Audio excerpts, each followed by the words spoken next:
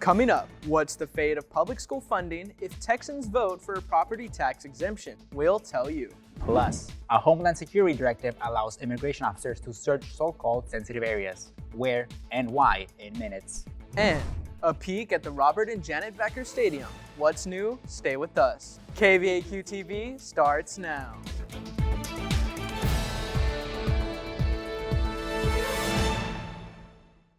Hello, vaqueros. Merry Monday. I'm Victor Ortega. And I'm Dathan Dervino. This is the 6th spring edition of KVAQ-TV. Today is Monday, February 24th.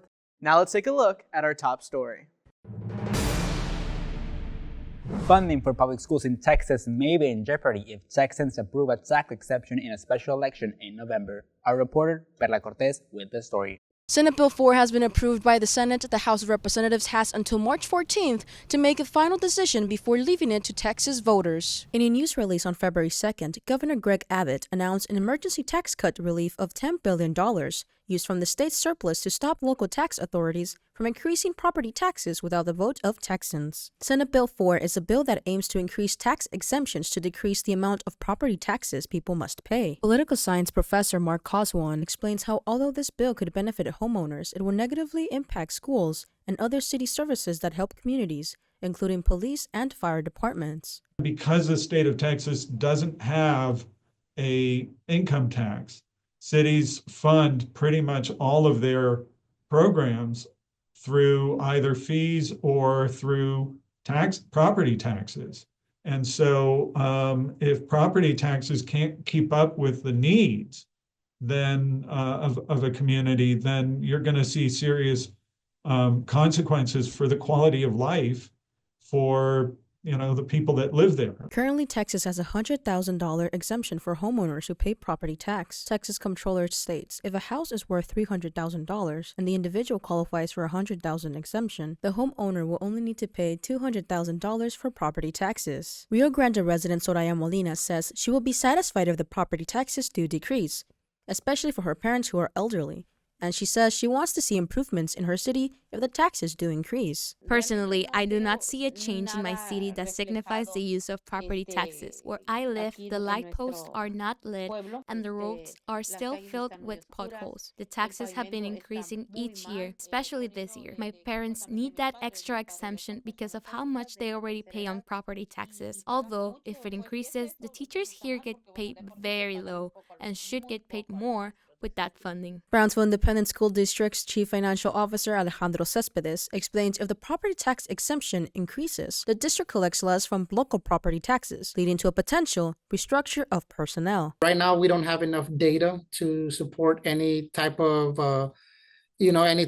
hypothesis to say, this is exactly how much it's going to affect our district. TEA will help us with what's called a hold harmless. Any local property taxes that we won't collect because the homestead exemption might increase, they'll help us by offsetting it, by giving us a hold harmless allotment. Hold harmless allotment is a way that the government provides money to ensure the school does not lose funding. Cespedes also says public schools receive funding in 3 different ways: property tax collections, state and federal funding. If the House approves the property tax exemption, Texas voters will cast a vote in November to determine the fate of public school funding.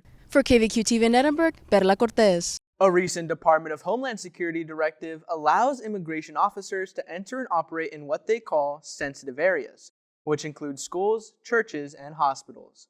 More details on this policy and how it may affect UTRGV. Take a look. Federal immigration officials have now broader leeway to conduct operations. A modification in law enforcement operations under the Trump administration in late January now lets U.S. Immigration and Customs Enforcement to set foot on public schools. KVAQ-TV spoke with political science assistant professor Alvaro Corral to learn what these changes will bring. The Obama administration early in its first term put out what's called the Morton Memo, and it directed DHS ICE to not conduct operations in those areas because they were deemed sensitive locations. The Trump administration in this term has almost since day one or maybe day two revoked that directive to DHS ICE. The directive that rescinded law enforcement guidelines on sensitive areas was issued by the Department of Homeland Security Secretary Benjamin Huffman. The news release states the rescission was done to empower federal officials to reach criminal aliens that use places like American schools and churches to hide from authorities. So, Section 51.209 of the Education Code states an institution of higher education, the governing boards with authorized representatives, that would be us, may refuse to allow persons having no legitimate business to enter on property under the board's control and may eject any undesirable person from the property on the person's refusal to leave peaceably upon request. KVAQ-TV reached out to UTRGV Vice President for University Marketing and Communications, Patrick Gonzalez, about immigration officials now being able to enter schools. Gonzalez provided us with a frequently asked questions website from the Office of Legal Affairs as a resource on the university's protocols if an immigration officer sets foot at UTRGV. The website reiterates that non-university law enforcement officials can enter public areas on campus. However, restricted areas like classrooms, offices, and dorms are off limits for federal authorities if a warrant signed by a judge is not presented. They can ask for a signed judicial warrant to be presented, and then and only then can federal officials enter the premise. But without that, people have their right to obviously remain silent and to not open doors to private personal spaces. The Office of Legal Affairs adds that they cannot provide personal legal advice on immigration cases, but does provide resources that can help on its website.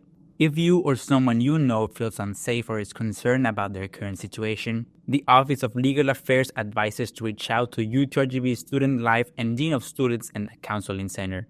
For KVAQ-TV in Brownsville, Beto Ortega.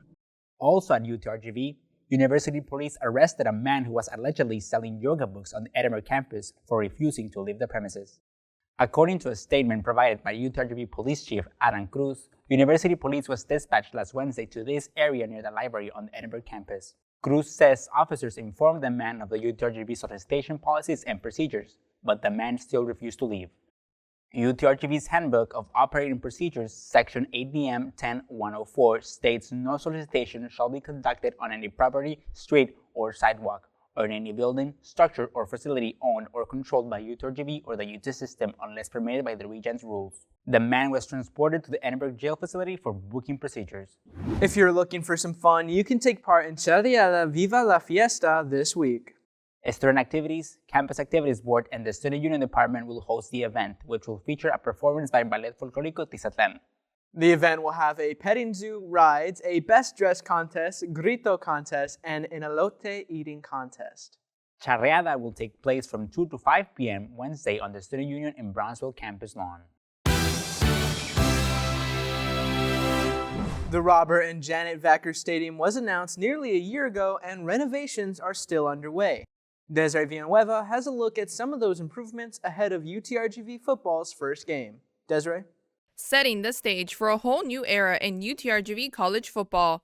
As construction is in the works, one of the main goals for the stadium is lowering the field to improve sidelines for fans. With the HEB Park Foundation, UTRGV plans to add 2,000 more bleacher seats in the south end zone, pushing the stadium's total seating to nearly 12,000. The stadium will also feature premium boxes and student sections and future tailgates. KVAQ-TV spoke with UTRGV Athletic Director Chase Conk and the renovation for the stadium. We had to get to work really, really fast, and we have such great partners here on campus. With facilities and operations and the capital projects teams. It takes a village. Everybody in our staff, we're all part of the design discussions, and as we really get into the bells and whistles, making sure that it has the UTRGV spirit that we want it to have, and and carry over what we have here on our campuses. For further information, visit utrgvtv.com. Last year, in December, the UTRGV Running Club expanded its track to the Brownsville campus. Here's Jasmine Espinosa with the story. Founded in 2024, the UTRGV Running Club is looking for new members. According to a member, the running club is for any individual who has the slightest spark of leveling up their fitness. Chapter President Leslie Ortiz says the club's main goal is to recruit new members and become the biggest club in the university.